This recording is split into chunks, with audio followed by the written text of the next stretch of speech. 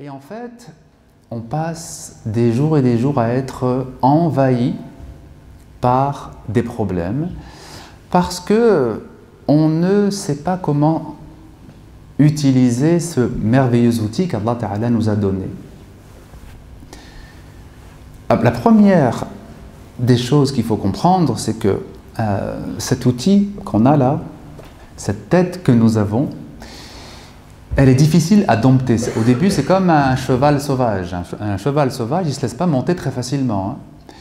Il jette le cavalier qui essaye de le monter, et puis il faut un très long temps pour qu'il soit donc dressé et qu'il accepte ensuite d'être monté. Notre pensée, c'est la même chose. Il ne faut pas croire que votre pensée, vous allez la dominer très rapidement. La pensée est sauvage aussi. Elle a son propre rythme et notre pensée va dans tous les sens et elle pense à des tas de choses auxquelles on n'a pas forcément envie de penser. Comment on dresse la pensée? Dresser un cheval, on sait, il y a des gens qui sont spécialistes pour ça, ils ont des techniques. Comment on fait pour dresser sa pensée? Comment on fait pour découvrir la concentration, le recueillement, al-khushu'? Le prophète a dit, sallallahu alayhi wa sallam, ilmin yurfa'u min an-nas, ilm al-khushu'. La première science qui va disparaître à la fin des temps, c'est quoi? La science du recueillement, la science de la concentration, de la présence dans les ibadat, dans la prière, dans le dhikr, dans la lecture du Coran, etc. Comment on fait donc pour maîtriser cette pensée, pour aller vers la concentration? Bikathrat al-dhikr, en multipliant les invocations, en pratiquant le dhikr. Alors malheureusement, il y a beaucoup de personnes qui confondent ad-du'a wa al-dhikr. De la même façon qu'il y a beaucoup de confusion entre éducation religieuse et éducation spirituelle, il y a confusion aussi entre du'a wa al-dhikr.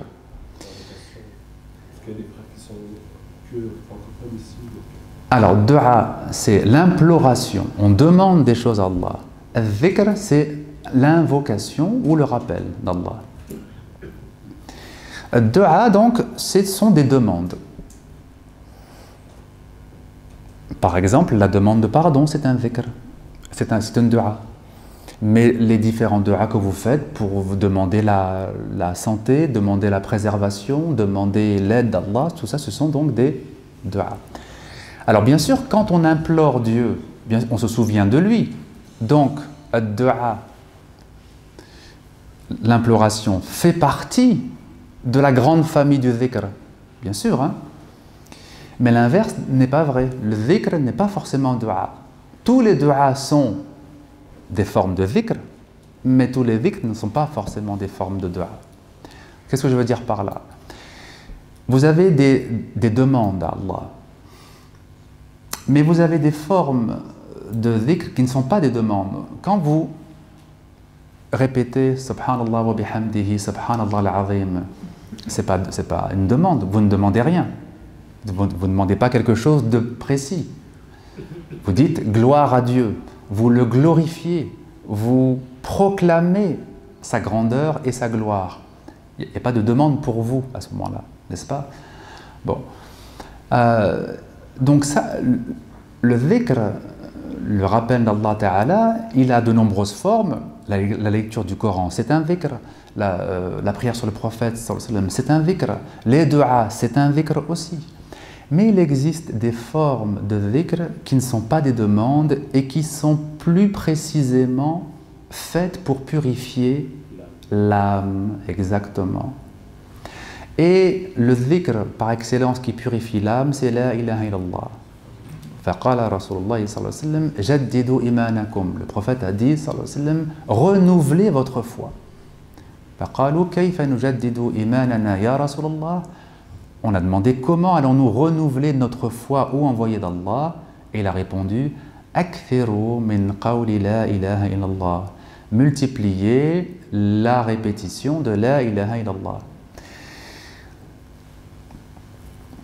On a besoin évidemment de dua, d'imploration, de demander des choses. Mais on a besoin aussi de dhikr qui sont des glorifications de Dieu, qui sont des proclamations de son unicité. Il n'y a pas de demande dedans, et pourtant c'est un besoin. Comme on a besoin de la santé, comme on a besoin de notre risque, comme on a besoin de l'aide d'Allah dans tout ce que nous faisons, on a besoin aussi donc du dhikr. Quand vous répétez La ilaha illallah, vous dites je vais répéter 100 fois La ilaha illallah. Qu'est-ce qui se passe? Quand vous répétez une fois, 2 fois, 5 fois, 10 fois, très souvent votre pensée va partir ailleurs, n'est-ce pas?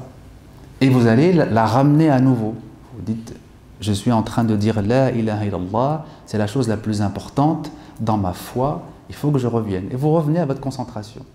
Mais quelques secondes après, vous allez repartir, vous allez repenser à ce que vous devez faire ce soir. Et vous vous reconcentrez à nouveau. Parce que vous avez conscience que ce que vous faites, c'est très important. Dire La ilaha illallah, c'est essentiel dans la vie du croyant. Et donc, à chaque fois que vous allez revenir vers votre dhikr, vous ramenez votre pensée, vous l'obligez à rester sur la formule « Il n'y a de divinité que Dieu ». À chaque fois que vous empêchez votre pensée de partir et que vous la ramenez, vous êtes en train de la dompter, n'est-ce pas? Comme quelqu'un qui essaye de dresser un chien et qui l'oblige à s'asseoir à chaque fois qu'il dit le mot « assis ». Le dresseur, il dit « assis ». Au début, le chien ne comprend pas ce que ça veut dire assis. Le dresseur lui fait comprendre, il l'oblige à s'asseoir. Et il va répéter un très grand nombre de fois jusqu'à ce que le lien se fasse dans la tête du chien, entre le mot assis et la posture qu'il doit prendre. Une fois que le lien est fait, c'est bon. Quand le maître dira assis, le chien va prendre la bonne posture. N'est-ce pas? Eh bien, c'est ça. C'est comme ça, c'est du dressage que nous avons à faire avec notre propre nafs. Al-nafs al-ammara bis-sou, l'âme qui incite au mal, on doit la dresser en l'obligeant à revenir, à rester concentré sur ce que l'on invoque, sur le dhikr. Donc un des bienfaits du dhikr, c'est cela.